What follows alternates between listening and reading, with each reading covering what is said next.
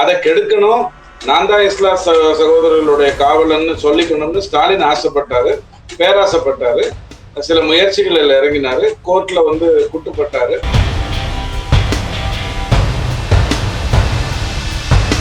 அமைதியாக இருந்த ஒரு இடம் நவாஸ் கனி, அங்க போய் பிரியாணி சாப்பிடுறாரு. அவர்கிட்ட எடுத்து சொன்னோம், குரானில் சொல்லப்பட்டிருக்கு,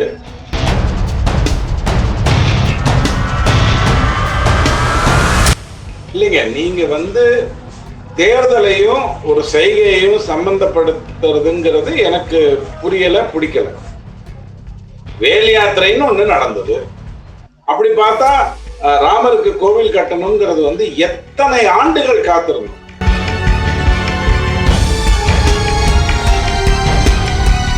அதை எடுத்து நவாஸ் கனிக்கு சொன்னோம், ஐயா நீ தப்பு பண்ற அப்படின்னு சொன்னோம். கேட்கல. சிக்கந்தர் மலை அப்படின்னாங்க.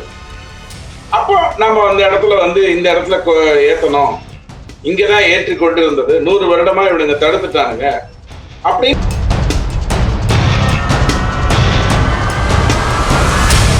RSS என்னைக்குமே எந்த இடத்திலேயுமே ஒரு பிரச்சனையை தீர்ப்பதற்கு யாராவது இருந்தால் அங்க நான் தான் போகணும்னு நினைக்காது. அதே மாதிரியே பிஜேபி எடுத்துக்கோங்க. இந்தியா பூரா இருக்கிற எந்த மாநிலத்தின் பேரை வேணாலும் சொல்லுங்க,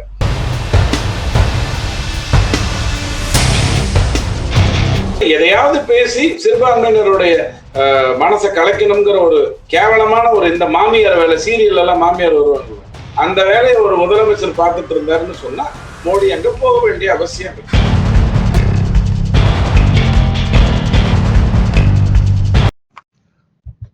பிரதமர் நரேந்திர மோடி திருப்பரங்குன்றம் போயிட்டு முருகனை தரிசிக்கிறார். இது தமிழக அரசியல்ல எப்படிப்பட்ட தாக்கத்தை ஏற்படுத்தும்? இல்ல, தாக்கம்லாம் ஒன்றும் அரசியல் ஆட்சியல் ரீதியா தாக்கம்லாம் ஏற்படுறதுக்கு ஒண்ணுமே இல்லை. ஆனா அங்க உழைச்சிருக்காங்க. அந்த திருப்பரங்குன்றத்துல இஸ்லாம் சகோதரர்களும் இந்து சகோதரர்களும் உழைச்சிருக்காங்க. நேர்மையா ஒற்றுமையோட வாழ்வதற்கு உழைச்சிருக்காங்க. அதை கெடுக்கணும், நான் தான் இஸ்லாம் சகோதரர்களுடைய காவலன்னு சொல்லிக்கணும்னு ஸ்டாலின் ஆசைப்பட்டாரு, பேராசைப்பட்டாரு. சில முயற்சிகளில் இறங்கினாரு, கோர்ட்ல குட்டுப்பட்டாரு. அந்த நீதிபதியை பத்தி அசிங்கசியமா எழுதி அந்த புத்தகம் வெளியிடுவதற்கும் பார்த்து கொண்டிருந்தார் தமிழக முதலமைச்சராக. இந்த மாதிரியான அற்பமான வேலைகள் எல்லாம் செஞ்சுட்டு அவருக்கு வேணா பாவம் என்னடா இப்படி ஆயிப்போச்சுன்னு இருக்கலாமே ஒழிய, உண்மையிலேயே அந்த ஒரு இடத்துல ப்ராப்ளம் இருக்குன்னா அந்த ப்ராப்ளம் இல்லாத ப்ராப்ளம், அதாவது அங்க ஒற்றுமைக்கு எந்த பிரச்சனையும் கிடையாது, தேவையில்லாம 144 கொண்டு கோர்ட்ல போய் மன்னிப்பும் கேட்டு ஒரு மாநில ஒரு கலெக்டரை போய் அசிங்கப்படுத்தி இத்தனை வேலையும் தனக்கு கிடைக்கக்கூடிய, தன்னிடம் இருந்து பறிபோகுங்கிற பயத்துல இருக்கக்கூடிய சிறுபான்மையினர் வாக்குக்காக ஸ்டாலின் பண்ணுவாருன்னு சொன்னா மோடி என்ன ட்ரம்ப் கூட அந்த இடத்துக்கு வரணும். RSS தலைவர் மோகன் பகவத்தும் திருப்பரங்குன்றம் விவகாரம் குறித்து பேசியிருக்கிறாரு. இப்போ பிரதமர் மோடியும் கோவிலுக்கு போக இருக்காரு. RSS பாஜக கூட்டா இந்த திருப்பரங்குன்றம் விவகாரத்தை எப்படி பாக்குறது? இல்ல உங்களை மாதிரி இருக்கக்கூடியவங்க கேள்வியை மிஸ்லீட் ஆயிடக்கூடாது. மோகன் பகவத் சொன்னது இந்த பிரச்சனையே உள்ளூரில் இருக்கின்றவர்களே தீர்த்து கொள்வார்கள்னு கருத்து தான் சொன்னாரு ஒழிய, அவர் நான் திருப்பரங்குன்றத்துக்கு வர்றேன், எனக்கு 2 மாலை வாங்கி போடுங்க, ஒரு 2 மீட்டிங் கொடுங்க, ஒரு 2 சோடா வாங்கி கொடுங்கன்னு கேட்கல. அவர் சொன்னது என்ன அப்படின்னு சொன்னா, இந்த திருப்பரங்குன்றம் பிரச்சனைய இங்க உள்ளூர்ல இருக்கிறவங்களே சால்வ் பண்ணிப்பாங்க. அப்போ அந்த அற்புதமான வேலையை அந்த கோர்ட்டுக்கு கொண்டு போய் இந்த மாதிரி ஒரு இடத்துல நான் பண்ணணும், இப்படித்தான் நடந்துகிட்டு இருந்தது, 100 வருஷமா நடக்கலைங்கிறதுக்காக அதை நான் மாத்திட முடியுமா அப்படிங்கிற ஒரு அடிப்படைக்குள்ள கொண்டு வந்தது அவங்கதான். தேவையில்லாம 144 கொண்டு அந்த இடத்துல ஏற்ற விடாம செய்து பெரிய சாதனை செய்துட்டு தான் திமுக அரசு நினைத்ததுங்கிறது அவங்க தப்பு. RSS என்னைக்குமே எந்த இடத்திலேயுமே ஒரு பிரச்சனையை தீர்ப்பதற்கு யாராவது இருந்தால் அங்க நான் தான் போகணும்னு நினைக்காது. அதே மாதிரியே பிஜேபி எடுத்துக்கோங்க. இந்தியா பூரா இருக்கிற எந்த மாநிலத்தின் பேரை வேணாலும் சொல்லுங்க, அந்த இடத்துல ஒரு நல்லாட்சி நடந்துட்டு இருக்குன்னா அங்க எந்த வேலையும் அது பண்ணாது. இப்ப 6 மாநிலத்துல பிஜேபி இல்ல, கேரளத்துல இல்ல, தெலுங்கானால இல்ல, தமிழ்நாட்டுல இல்ல, ஜார்க்கண்ட்ல இல்ல, வெஸ்ட் பெங்கால்ல இல்ல, பஞ்சாப்ல இல்ல. பஞ்சாப்ல ஏதாவது குடைச்சல் பண்ணுதா? ஜார்க்கண்ட உடனே நான் அடையணும், பிஜேபி எடுக்கணும்னு நினைக்குதா? வெஸ்ட் பெங்கால நினைக்குது. காரணம், மமதா அங்க பண்ணிட்டு இருக்கிற அட்டுழியம், இந்த பங்களாதேஷிகளை வைத்துக்கொண்டு அங்க நடந்துட்டு இருக்கிற அராஜகம். தமிழ்நாட்டுக்குள்ள வராரு, ஏன்னா ரூபாங்கிற பேரை மாத்துவேன், தமிழ்நாட்டுல வந்து தலை குனியாது, மண்ணாங்கட்டி குனியாது, அப்படி இப்படின்னு பேசிக்கிட்டு இருக்கிறதுனால உன்னை வந்து பார்த்தாகணும், இல்லைன்னா இந்திய தேசத்துக்கு ஆபத்து. கேரளத்துல என்ன முயற்சியை ஒழுங்கா எடுக்கணுமோ அதை ஒழுங்கா எடுத்துக்கிட்டு இருக்கோம் அரசியல் ரீதியா. அந்த மாதிரி தெலுங்கானால அதே மாதிரியே நாம நம்பர் 2 இருக்கோம், நம்பர் 1 ஆகிறதுக்கான என்னென்ன ஏற்பாடு பண்ணணுமோ அதை ஒழுங்கா பண்ணிக்கிட்டு இருக்கோம். சோ இந்த 6 மாநிலத்துலதான் பிஜேபி இல்ல. 6 மாநிலத்தை அபகரிக்கணும்னு அதை நினைக்குதா? ஆர்எஸ்எஸ்க்கும் சரி பிஜேபிக்கும் சரி ஒரு விஷயம், ஒண்ணுத்துல நல்லா ஒரு இடத்துல நல்லா இருந்ததுன்னா அங்க நான் தான் போய் அதை செய்யணும்னு நினைச்சிட்டு வராது. திமுக மாதிரி இந்த குரூப் போட்டோ எடுக்கிற வேலையெல்லாம் அது பண்ணவே பண்ணாது. அமைதியாக இருந்த ஒரு இடம். நவாஸ்கனி அங்க போய் பிரியாணி சாப்பிடுறாரு, அவர்கிட்ட எடுத்து சொன்னோம், குரானில் சொல்லப்பட்டிருக்கு நாற்றம் வீசும், அதாவது துர்நாற்றம் வீசும் பொருட்களை உண்டு ஒரு மசூதிக்கு வரக்கூடாது. அப்ப வெங்காயம் பூண்டு சாப்பிடக்கூடாது, அப்போ ஆடு வெட்டக்கூடாது, கோழி வெட்டக்கூடாது. இது குரான் சொல்லி இருக்கிறது. அதை எடுத்து நவாஸ்கனிக்கு சொன்னோம், ஐயா நீ தப்பு பண்ற அப்படின்னு சொன்னோம், கேட்கல.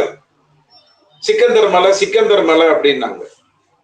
அப்போ நம்ம அந்த இடத்துல வந்து இந்த இடத்துல ஏத்தணும், இங்கதான் ஏற்றி கொண்டு இருந்தது, 100 வருடமா இவனுங்க தடுத்துட்டானுங்க அப்படின்னு சொல்லி நாம மாத்துறோம். இது என்ன இருமொழி கொள்கையா? நாங்க ஆரம்பத்துல இருந்து அப்படிதாங்க அப்படின்னு சொல்றது. இது தெய்வீகம் சம்பந்தப்பட்ட விஷயம். எங்க ஏற்றினால் அது அந்த இருக்கக்கூடிய ஏரியாக்களுக்கு தெரியுமோ அங்கதான் ஏற்றுவோம். அது வந்து அளந்து பார்த்தாரு நம்ம சுவாமிநாதன் ஐயா, நேரா போய் அளந்தார். தர்கால இருந்து எவ்வளவு தூரத்துல இருக்குன்னு அளந்தார், சொன்னாரு, கேட்கல. அங்க ஏற்ற விடமாட்டோம்னு ஒத்த காலில் இருந்தாங்க. சரி பார்த்துடலாம்னு இறங்கி. இப்படித்தான் சென்னிமலையில பண்ணாங்க. சென்னிமலையை அபகரிச்சிருப்பாங்க. ஓப்பனா பேசிக்கிட்டு இருக்காரு சேகர்பாபு, இத்தனை ஏக்கரை வந்து நாங்க மீட்டு கொடுத்தோம்ங்கிறாரு. யாருக்கிட்ட மீட்டு கொடுத்தேன்னு சொல்ல மாட்டேங்கிறார். ஏன் சொல்ல மாட்டேங்கிறார்? அங்க இருக்கிறவெல்லாம் யாரு? வஃப்து போர்டா? யாரு இருக்காங்க அப்படிங்கிற கேள்வி வருதா இல்லையா? கேட்டா 2-3 பிஜேபி பேர்களை சொல்றாரு.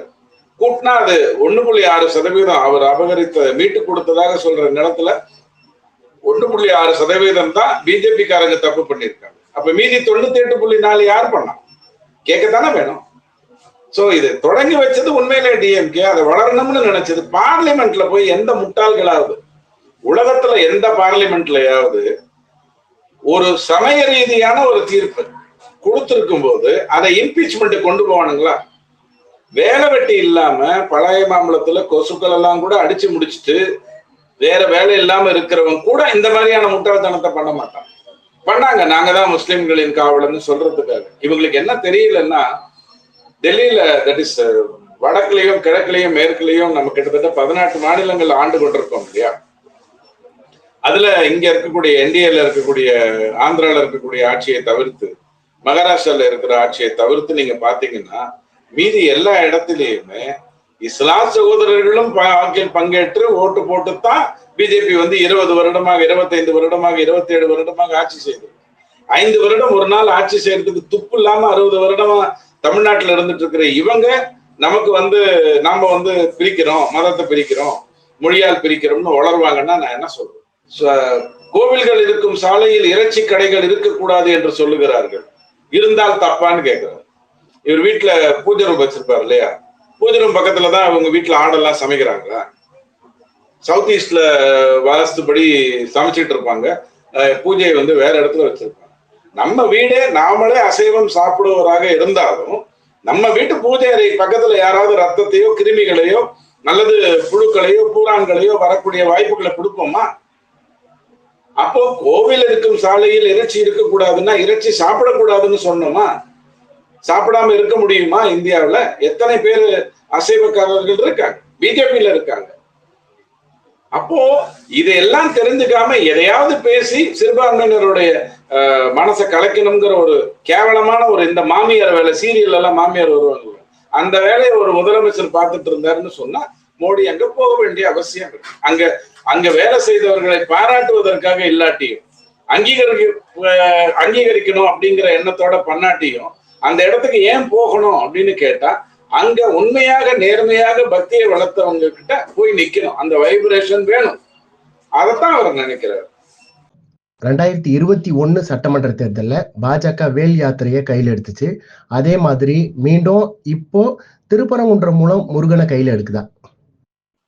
இல்லைங்க, நீங்க தேர்தலையும் ஒரு செய்கையையும் சம்பந்தப்படுத்துறதுங்கிறது எனக்கு புரியல, பிடிக்கல. வேல் யாத்திரைன்னு ஒண்ணு நடந்தது. அப்படி பார்த்தா ராமருக்கு கோவில் கட்டணுங்கிறது எத்தனை ஆண்டுகள் காத்திருந்தோம். இந்தியாவில் நினைச்சிருந்தா, இந்துக்கள் நினைச்சிருந்தா அடிச்சு தூக்கி போட்டு முடிச்சு பண்ணியிருக்க முடியாதா? நீதிமன்றத்துக்காக வெயிட் பண்ணமே, தெளிவான தீர்ப்புக்காக வெயிட் பண்ணமே. இஸ்லாம் சகோதரர்களும் ஏற்றுக்கொள்கின்ற வகையில் தீர்ப்பு வரணும், இந்தியர்களுக்குள்ள இதனால பிரச்சனை வரக்கூடாதுன்னு எத்தனை ஆண்டுகள் காத்து கொண்டிருந்தோம். ராமருக்கு கோயில் கட்டணும்னு நான் நினைச்ச மறு நிமிஷம் பண்ண மாட்டேனா? அப்படி பண்ணலையே. ஏன்? அந்த நீதிமன்றத்தை மதிக்கிறோம், சக ஆன்மீக நண்பர்களை மதிக்கிறோம், காத்திருந்தோம், புரிய வச்சோம். ஐயா இப்படி இருக்கு ஐயா, அஸ்திவாரம் எல்லாம் இந்து கோயிலா தான் இருக்குது, பாபர் மசூதி அப்படின்னு சொன்னோம். கரசேவைக்கு இங்க இருந்து செங்கல் அனுப்பிச்சாங்க ஜெயலலிதா அம்மா. எல்லாமே அரசியலா பார்க்கணுமா? கண்டிப்பாக இல்லை. இந்த விஷயம் என்னுடைய பிறப்புரிமை. அது இஸ்லாம் சகோதரர்களுக்கு ஒண்ணு கிடைக்கணும்னாலும் நம்ம தான் பண்ணுவோம். இப்ப பங்களாதேஷ்ல இந்துக்களை அடிச்ச போது பாகிஸ்தான் கிட்ட ஒரு 2 நாள் புஸ்வான காட்டினோமே, அப்படி பங்களாதேஷுக்கு காட்டியிருந்தா பங்களாதேஷ் நிலைமை என்ன? அப்படியா பண்ணோம்? பங்களாதேஷ்ல இல்லையே. அங்க ஒரு அரசியல் தேர்தல் நடக்கணும், அங்க ஒரு அரசியல் கட்சி வரணும், அவங்களோட உட்கார்ந்து பேசணும், அதுதான் அந்த நாட்டினுடைய இறையாமைக்கு சமமானதுன்னு சொல்லி பங்களாதேஷுக்கு காத்துட்டு இருந்தோம். பாகிஸ்தானுக்கு இப்படி பேசினாதான் புரியும். அறிவு கிட்ட ஆர்மி வச்சிருக்காங்க, மக்கள் நல்லவங்க, நம்ம சகோதரர்கள். ஆனா அந்த ஆட்சி செய்கின்ற, அந்த ராணுவ ஆட்சி செய்கின்றவர்கள் முட்டாள்கள், பைத்தியக்காரங்க, ஒரு போதையில் இருப்பவர்கள். அவங்களுக்கு ஒரு மண்ணும் தெரியல, நம்ம மேல கை வச்சா என்ன ஆகும்னு தெரியல, காட்டணும். அதே ஸ்ரீலங்காவை எடுத்துக்கோங்க. ஸ்ரீலங்கால உடனே போய் டுப்பு 4 பாம்பை சுட்டுட்டு கச்சத்தீவை கொடு, ஸ்ரீலங்காவை நான் எடுத்துக்கிறேன், நீ எப்படி சீனாவோட ஒத்து போற அப்படின்னு சொன்னோமா? இல்ல. ஸ்ரீலங்கால என்ன பிரச்சனைன்னு பார்ப்போம்.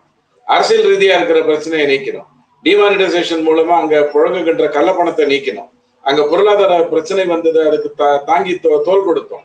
இப்ப அந்த ஸ்ரீலங்காவை நேர்மையா நம்ம கையில வச்சுட்டு இருக்கோம். ஒண்ணும் வேணாங்க, ஒரு சாதாரணமான ஒரு இடம் ஸ்ரீலங்கா. அமெரிக்கா பங்களாதேஷ்ல தன்னுடைய ஏவு தளம் ஒண்ணு வேணும்னு முடிவு பண்ணுது, அதனால குடைச்சல் பண்ண நினைக்குது. ஸ்ரீலங்கால அப்படிதான் சீனா பண்ண நினைச்சது. பாகிஸ்தான்ல எப்போதுமே நமக்கு குடைச்சல். இப்படி ஒவ்வொன்றுத்துலயும் இருக்கும்போது ரொம்ப மொரீஷியஸ் எடுத்துக்கோங்க, மால்டீவ்ஸ் எடுத்துக்கோங்க. அவங்களோட நமக்கு எவ்வளவு நேரம் சார் ஆகும்? 2 ஃபிளைட் அனுப்பிச்சு வச்சா போறோம், தூக்கி போட்டு மிதிக்கிறதுக்கு. அவன் டான்ஸ் ஆடுனா அவனுக்கு பொறுமையா புரிய வச்சோம். தபார், உன்னோட இடத்துக்கு தான் வரணுங்கிற அவசியம் இல்லை. நான் லட்சத்தீபுக்கு போனேன்னா லட்சத்தீபை பாக்குறதுக்கு 100,000 பேர் வருவாங்கன்னு காட்டணும். அவருக்கு வெயிட் பண்ணோம். இன்னைக்கு அந்த நாடு நம்மளோட சமூகமா பேசிக்கொண்டிருக்கு. சோ இது எல்லாமே எப்படி சொன்னா யாருக்கு புரியுமோ அப்படி சொல்லணுங்கிற அர்த்தத்துல நம்ம பண்ணிக்கிட்டு இருக்கோம். இதுல அரசியல் இல்ல, கண்டிப்பா இல்ல, இருக்கக்கூடாது. இருந்தா தப்பு இல்லை. திருப்பரங்குன்றத்துக்கு வரக்கூடாது, அங்க ஏதோ ஒரு பிரச்சனை இருக்கு அப்படின்னு அவர் நினைச்சாதான் அது பிரச்சனை. திருப்பரங்குன்றத்துக்கு தான் வரணும், வேற எங்கேயும் போய் பிரயோஜனம் இல்லை அப்படின்னு அவர் நினைச்சாதான் தப்பு இல்லை, தப்பு. ஆனால் திருப்பரங்குன்றத்தில் எத்தனையோ மீட்டிங் வந்திருக்காரு, வரப்போறாரு. இந்த மீட்டிங் திருப்பரங்குன்றத்தில் ராஜராஜ சோழன் இடத்துக்கு எதுக்குங்க போனோம்? கருணாநிதி போனாரா? ஸ்டாலின் போனாரா? தஞ்சாவூர் கோயிலுக்கு போனா போலியான ஆட்சி நடத்துறவங்க உடனே பதவியை ஏற்பாங்கன்னு சொல்லுவாங்க. அதை நம்பிக்கிட்டு உள்ள போகவே இல்லையே, சைட்ல போயிட்டு தானே முடிச்சுட்டு வந்தாங்க பகுத்தறிவுவாதிகள். சோ நம்ம ஒரு இடத்தை தேர்ந்தெடுக்கிறோம்னா அதன் மூலமாக இந்த உலகத்துக்கு ஏதோ ஒரு செய்தியை சொல்றோம். இன்னொரு சுலகமா சொல்லட்டோமா, G20 மாநாடு பிரகதி மைதான்ல நியூ டெல்லியில மட்டுமே நடத்திருக்கலாம். மொத்தமா அந்த ஒரு வருடமும் நடக்கிற அத்தனை நிகழ்ச்சியும் அங்கேயே நடத்திருக்கலாம், செலவும் கம்மியா இருந்திருக்கும். அப்படி செய்யாம இந்தியாவின் முக்கிய நகரங்கள் எதெல்லாம் இருக்கோ அங்கெங்கெல்லாம் மீட்டிங்கை நடத்தி G20 நாடுகளிலிருந்து இங்க ஒப்பந்தம் பேசுகின்றவர்கள் அல்லது அக்ரிமெண்ட் போடுகின்றவர்களுக்கு இந்தியா எவ்வளவு பெரிய மகத்தான சக்திங்கிறத காட்டினோம், எவ்வளவு பெரிய பிரபஞ்சம்ங்கிறத காட்டினோம். பாண்டிச்சேரியில G20 மீட்டிங் நடந்தது, தமிழ்நாட்டுல நடந்தது, அந்தமான்ல நடந்தது. எங்கெல்லாம் தமிழ்நாடு இந்தியாவை காட்டணும் அப்படி காட்டினோம். அப்படித்தான் ஒரு பங்கா அவர் திருப்பரங்குன்றத்துக்கு வரக்கூடாதுன்னா தான் தப்பு. பிரதமர் திருப்பரங்குன்றம் கோயிலுக்கு போறது, அதன் பின்னாடி பொதுக்கூட்டத்துல பங்கேற்கிறது அதிமுகவிற்கு சங்கடத்தை ஏற்படுத்தாதா? நான் உன்னை சொல்லட்டுமா, வேற வேலை இல்லாம யோசிக்கணும்னு தொடங்கிட்டோம்னு வச்சுக்கோங்க, தொப்பூர் போகிற நம்மளை கொண்டு போய் கொண்டாலம்பட்டியில விட்டுருவாங்க. ஒரு மீட்டிங் நடத்தணும்னா அந்த ஆர்கனைசேஷன் எங்க நடத்தினா தனக்கு நல்லதோ அங்கதான் நடத்தும், எங்க நடத்தினா தனக்கு சௌகரியமோ அங்கதான் நடத்தும். அதை போய் நீங்க அதிமுக கோபம் வந்துருங்கிறதுக்காக பண்ணோம்னா, இந்த தேர்தலில் 234 தொகுதியிலையும் தானே அதிமுகவோட நம்ம கூட்டணி வச்சிருக்கோம். ஏதாவது சில மாவட்டங்களை தவிர்த்துட்டு கூட்டணி வச்சிருக்கோமா? அப்படிலாம் ஒண்ணும் இல்லையே. அப்படி ஒரு சங்கடப்படுறதுக்கு அதிமுக என்ன தமிழ்நாட்டுக்கு நேத்திக்கு வந்த கட்சியா? இல்ல அப்பனுக்கு பிள்ளைக்கு பிள்ளைன்னு ஆட்சி செய்துட்டு இருக்கிற ஒரு கேவலமான அலாவுதீன் கில்ச்சி அல்லது அவுரங்கசீப் மன்னராட்சி மாதிரி நடத்திட்டு இருக்கிற ஒரு கட்சியா? இல்ல. அதிமுக அப்படிங்கிறது எதற்காக தோற்றுவிக்கப்பட்டதோ அதன் உட்கருத்தோட இன்னைக்கு அதனுடைய தொண்டன் இருக்கான். திமுக தீய சக்தின்னு நினைக்கிறவன் மட்டும்தான் அங்க தொண்டனா இருக்காங்க. மத்தவெல்லாம் ஜம்ப் பண்ணி போறான். ஆரம் வீரப்பன் போறாரு, திண்டுக்கல் பெரியசாமி போறாரு. இவங்கெல்லாம் எம்ஜிஆருக்காகவும் அங்க வரல, திமுகவை தீய சக்தின்னு நினைச்சு வரல, தனக்கு ஏதோ ஒரு இடத்துல வியாபாரம் பண்ணுங்கிறதுக்காக வர்றாங்க. பட் ஒரு மீட்டிங் நடத்தவங்களுக்கு தெரியும் இல்லையா எந்த இடத்துல நடத்தினா நல்லது. தவிர பிரதமருடைய சுற்றுப்பயணம்னு போது அதை எந்த அளவுக்கு முடிஞ்ச அளவுக்கு ஒரு ட்ரையாங்கிள் தவிர்த்து முடிக்கணும்னு பார்ப்பாங்க. முடிஞ்ச அளவுக்கு ஒரு ரைட் ஆங்கிள் போர்ஷன் இங்க நீங்க அப்படி போயிடுறாரு அப்படின்னு தான் பார்ப்பாங்க. அப்படித்தான் நீங்க யோசிக்கிறீங்க ஒழிய இப்படி எல்லாம் யோசிக்க ஆரம்பிச்சா தவறாயிடும். ஐயா இதெல்லாம் இருக்குப்பா, அன்னைக்கே அவர் திருப்பரங்குன்றம் போகணும்னு நினைச்சாரு அப்படின்னா அவருக்கு அந்த அளவுக்கு எல்லாம் நேரம் இருக்கிற மாதிரி எனக்கு தெரியல இப்படி எல்லாம் யோசிக்கிறது. மதுராந்தகம் என்டிஏ பொதுக்கூட்டத்துல பங்கேற்ற அதே கூட்டணி கட்சிகள் தான் இந்த கூட்டத்திலும் பங்கேற்கின்றன. எந்த புது கட்சியும் கூட்டணியில இணையிலேயே. என்ன ரொம்ப அநியாயம். கல்யாணம் ஆகி 8 மாசம் ஆச்சு, குழந்தை பிறக்கல மாதிரி கேக்குறீங்க. 2019, 21, 24 இந்த 3 தேர்தல்ல இருந்த என்டிஏ கூட்டணியில இருந்த இன்னைக்கு இல்லாமல் இருக்கிறது தேமுதிக. வேற ஏதாவது இருக்கா? இன்னும் முடிவெடுக்காமல் இருக்கிறது கிருஷ்ணசாமி, புதிய தமிழகம் கிருஷ்ணசாமி. வேற யாரையா சொல்ல முடியுமா? இல்லைங்க. அதாவது நான் கேட்ட கேள்வி நேர்மையானது. 2019, 21, 24 என்டிஏல கூட்டணியில இருந்த ஓடி போன, திட்டிட்டு போன, வெறுத்துட்டு போன, கத்திட்டு போன யாராவது ஒருத்தர் அன்னைக்கு இல்லாம இன்னைக்கு இதுல இல்லாம இருக்காங்களான்னு கேட்டால் தேமுதிக. ரொம்ப சந்தோஷம். அவங்களுக்கு 6 தொகுதி கொடுத்தாலும் நமக்கு தான் அதுல வெற்றி. அவங்க எவ்வளவு தொகுதி கேட்டு வாங்கினாலும் நமக்கு தான் வெற்றி. ரொம்ப சந்தோஷம். புதிய தமிழகம் கிருஷ்ணசாமி ஐயா இன்னும் முடிவெடுத்து சொல்லாம இருக்காரு. அப்புறம் இன்னும் யாரும் வரலன்னு யார் வர முடியும்? நாத்தாக்கா வந்திருந்தா தமிழ்நாட்டுக்கு நல்லது. அவர் அப்படி யோசிக்கல. தோற்றம் மறைவுன்னு தன் கட்சியை நடத்தணும்னு முடிவு பண்ணிட்டாரு. எதுக்கு எடுத்தாலும் அவரே தான் இருக்கணும். நாளைக்கு அவர் நல்லா இருக்கணும். அவர் நல்ல மனுஷன், ரொம்ப வருடங்கள் இருக்கணும். நாளைக்கு ஏதாவதுன்னா முடிஞ்சிச்சு கட்சி அப்படின்ற மாதிரி நடத்தணும்னு அவர் நினைக்கிறாரு. விஜய் பொறுத்த வரைக்கும் அவர் என்ன நினைக்கிறாருன்னு யாருக்கும் புரியல. காங்கிரஸையாவது சேர்த்துக்கிட்டாதான் தப்பிப்பாரு. இல்லைன்னா 2029 பிரதம மந்திரிக்கான தேர்தல், இவருக்கு ஒரு வேலையும் இருக்காது. 31 வரைக்கும் காத்துக்கிட்டு இருக்கணும். சோ நம்ம வேற யார் வரணும்னு நினைக்க முடியும் சொல்லுங்க? ஓபிஎஸ்ஐ பத்தி நான் தொடர்ந்து பேசிக்கிட்டு இருந்தேன். அவருடைய செயல்பாடுகள் எல்லாம் திமுகவை நோக்கி தான் இருந்ததுன்னு கரெக்டா போய் சேர்ந்துட்டாரு. சோ வேற யார் வந்திருக்க முடியும்? புதுசா ஏதாவது கட்சியை தோற்றுவித்து இவரு ஸ்டாலின் ஐயா பண்ற மாதிரி குமரிமுத்து ரசிகர் மன்றம் எத்தனை பேர் இருக்காங்க சார்? 343. எப்படியாவது அவங்களோட ஒப்பந்தம் போடப்பா. அப்புறம் லூஸ் மோகன் ரசிகர் மன்றத்துல எத்தனை பேர் இருக்காங்க சார்? அங்க ஒரு 400 பேர். விடுறாதுரா அப்படின்னு கெஞ்சி உட்கார்ந்து கூட்டணி சேர்க்கறதுக்கு நமக்கு என்ன இருக்கு? சேரணும்னா தாவேக்கா சேரணும், இல்லைன்னா நாத்தாக்கா சேரணும், இல்லைன்னா ரெண்டுமே சேரணும். காரணம் திமுகவை ஒழிக்கணும்னு தான், அடிச்சு தூக்கி போட்டு மிதிக்கணும்னு தான் இந்த கட்சிகள் எல்லாம் சொல்லுது. அப்போ ஒன்றிணைய வேற யாரை கொண்டு வந்து சேர்க்கறது புதுசா? ரஜினிகாந்த் கிட்ட போய் கலாநிதி மாறன் எதையாவது பேசி அவர் எதையாவது பேசிடாம பாத்துக்கணும்.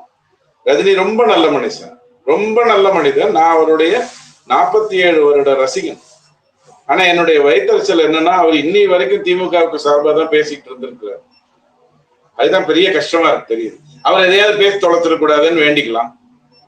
நிறைய நல்லது செய்துட்டு இருக்காரு கடந்த 3 வருஷமா, அதெல்லாம் வேற விஷயம். பட் எங்கேயோ ஏதோ ஒண்ணு நடந்து முடிஞ்சிருச்சுன்னா அப்படி வேணா யோசிக்கலாம். மற்றபடி என்டிஏ ரொம்ப ஸ்ட்ராங்கா இருக்கு. 20 + 18 + 2 40% அதை விட ஸ்ட்ராங்கா இருக்கு. ஒருபுறம் என்டிஏ பிரதமரை வச்சு 2 பொதுக்கூட்டங்களை நடத்தி இருக்கிறாங்க. ஆனா திமுக கூட்டணியோ இதுவரைக்கும் கூட்டணியாக எந்த தேர்தல் பொதுக்கூட்டத்தையும் நடத்தலையே. ஐயோ, நீங்க வேற டிவியில 5 நிமிஷம் நிகழ்ச்சிக்கு நடுவில் 1 நிமிஷம் வந்துருது. நாங்கெல்லாம் படிச்சதுக்கு காரணமே திராவிட மாடல் தான். நாங்கெல்லாம் பிறந்ததுக்கு காரணமே திராவிட மாடல். எங்க அப்பனுக்கும் எங்க ஆத்தாளுக்கும் கல்யாணம் ஆனதே திராவிட மாடலாலதான். எங்க அப்பா ராமராஜ் ஜட்டி போட்டதே திராவிட மாடல்னாலதான். இப்படி டெய்லி ஒரு விளம்பரம், ஒரு பொய்ய இவ்வளவுக்குதான் சொல்லலாம்ங்கிற அளவு இல்லாம ஒரு 1/2 அடி ஸ்கேல், முழு அடி ஸ்கேல் நான் பார்த்திருக்கேன். 4 அடி ஸ்கேல்லாம் நான் பார்த்ததே இல்லை.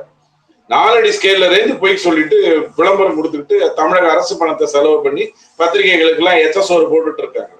அந்த எச்சசோருக்காக தானே டெய்லி அவங்க எல்லாம் பேசிக்கிட்டு இருக்காங்க. அவங்களுக்கு எதுக்கு கூட்டம் நடத்தணும் பண்ணாங்க? அவருதான் ஏதாவது ஒரு கூட்டத்துல போய் உட்காந்துக்கிட்டு டெய்லி மத்திய அரசு பணம் கொடுக்கல, மத்திய அரசு பணம் கொடுக்கல, வாய் கூசாம பொய் சொல்லிட்டு இருக்காரு. 4.5 லட்சம் கோடி இந்த 5 வருடத்துல மட்டும் மத்திய அரசு தமிழ்நாட்டுக்கு கொடுத்திருக்காரு. என்ன கொடுக்கணும்னு வரையறுக்கோ அதான் கொடுப்பாங்க. இவனுக்கு 16% கமிஷன் வேணுங்கிறதுக்காக ஷில்லாங்ல நடக்க வேண்டிய மேம்பால திட்டத்துக்கு எல்லாம் இவனுங்களுக்கு பணம் கொடுப்பாங்க. பொய் பேசுறாரு. கேட்டா காலையில சோத்த போடுறேன், மத்தியானம் 1000 ரூபாய் கொடுக்குறேன்னு தமிழர்களை, மானமுள்ள தமிழர்களை, இந்த 120 வருடம் இந்த நீதி கட்சி, திக கட்சி, திமுக கட்சியை சார்ந்து இருந்த ஒரே பாவத்துக்காக பிச்சைக்காரங்களா மாத்திக்கிட்டு இருக்காங்க. அவன் யாருமே அப்படி கேட்கறவன் இல்ல. தமிழகத்துல 2.5 லட்சத்துக்கு கம்மியா வருமானம் உள்ள குடும்பங்கள் மொத்தம் 55 லட்சம் தான். எந்த ஸ்டாட்டிஸ்டிக்ஸ் வேணா எடுத்து வச்சு பாருங்க. 55 லட்சம் குடும்பம் இன்ட்டு 3ன்னு எடுத்துக்கிட்டீங்கன்னா 1,60,60,00,000 பேரு.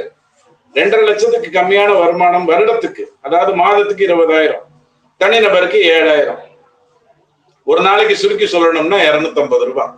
இந்த 250 ரூபாய்க்கு கீழே வாழ்ந்து கொண்டிருக்கக்கூடிய 55 லட்சம் குடும்பங்கள் அப்படின்னு சொல்ற 1 கோடியே 10 லட்சமோ 50 லட்சமோ மக்கள், இவ்வளவுதான் ஏழைகள்னு சொல்லக்கூடிய வகையில இருக்காங்க. இதான் ஸ்டாட்டிஸ்டிக்ஸ். ஆனா இவரு என்னடானா 1 கோடியே 30 லட்சத்துக்கு கொடுக்குறேங்கிறாரு. அத பெருசா பேசுறாரு. ரொம்ப வெக்கமா இருக்கு. இன்னும் கொஞ்ச நாள் தான், இன்னொரு 30 நாள் தமிழ்நாடு திரும்ப ஒரு 11 வருஷம் இந்த திமுகவை பார்க்காதுங்கிற ஒரு நிம்மதி இருக்கு. அது ஒரே காரணத்துக்காக அமைதியா இருக்கு. அவர்தான் மாத்தி மாத்தி போய் சொல்றாரு. அப்புறம் என்ன?